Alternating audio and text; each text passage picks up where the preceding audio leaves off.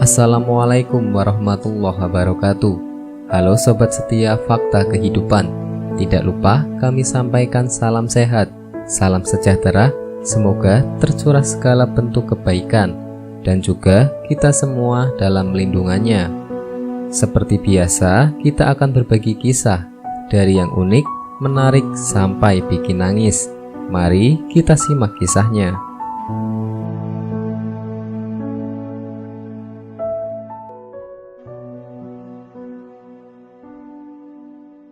Kisah nyata beranak dalam kubur.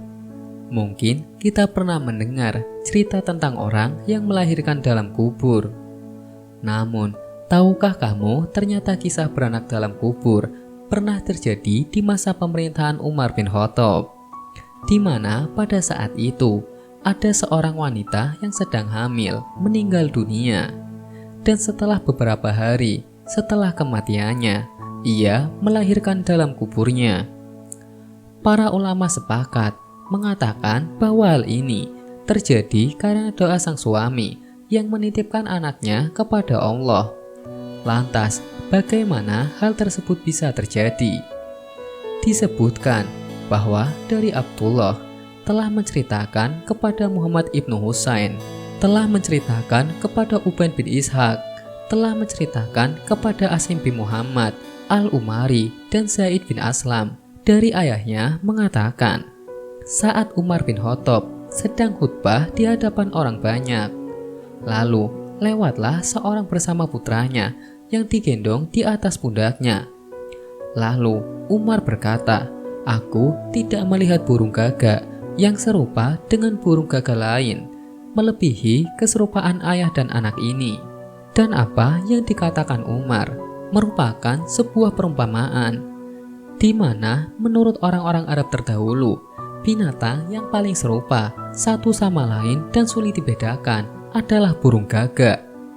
Kemudian orang itu menjawab, demi Allah, wahai Amirul Mukminin, ibu anak ini melahirkan setelah ia meninggal dunia. Saat mendengar hal itu, Umar pun segera membetulkan posisi duduknya dan bertanya, aduhai, bagaimana hal itu bisa terjadi? Tanyanya dengan penasaran. Sebab Umar bin Khattab menyukai berita-berita yang menakjubkan atau aneh. Lalu orang itu bercerita, ketika itu aku ingin melakukan safar. Saat aku berjalan ke arah pintu rumah, istriku bersikeras agar aku tidak pergi. Ia berkata, bagaimana mungkin kau meninggalkan aku sementara aku sedang hamil? Lalu aku pun menenangkannya dan berkata, aku menitipkan janin yang ada di dalam perutmu kepada Allah. Sehingga setelah itu aku pun pergi meninggalkannya.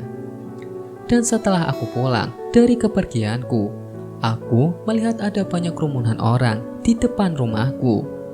Lalu anak-anak dari pamanku menghampiriku dan memberitahukan bahwa istriku telah meninggal dunia. Sehingga aku merasa sangat sedih dan terkejut karenanya. Dan aku pun mengucapkan, innalillahi wa inna ilaihi roji'un. Lalu pada suatu malam, ketika aku duduk di baki bersama dengan anak-anak pamanku untuk makan malam, lalu tiba-tiba aku melihat asap yang keluar dari kuburan istriku. Lantas aku bertanya kepada anak-anak pamanku, apa ini? Dan mereka menjawab, kami tidak tahu. Kami hanya melihat asap tersebut setiap malam di kuburan istrimu. Lalu aku berkata, demi Allah, aku adalah orang yang paling mengetahui tentang istriku. Dia sering berpuasa dan dia adalah wanita yang mulia.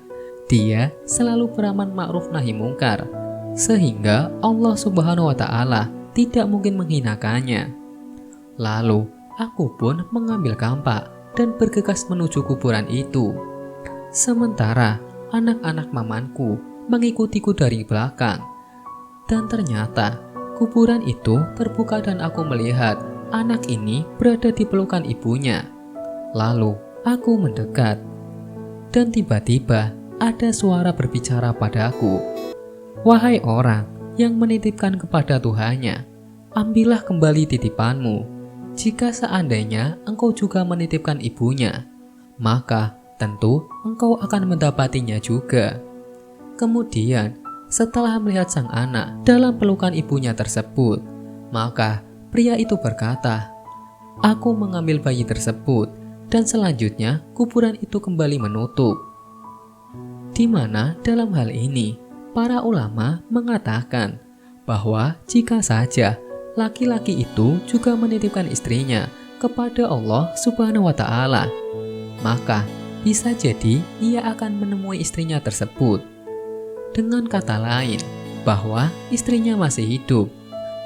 Namun, takdir Allah telah ditetapkan, dan Allah Subhanahu wa Ta'ala telah menakdirkan lelaki itu untuk tidak mengucapkan doa tersebut. Wallahu a'lam bishawab.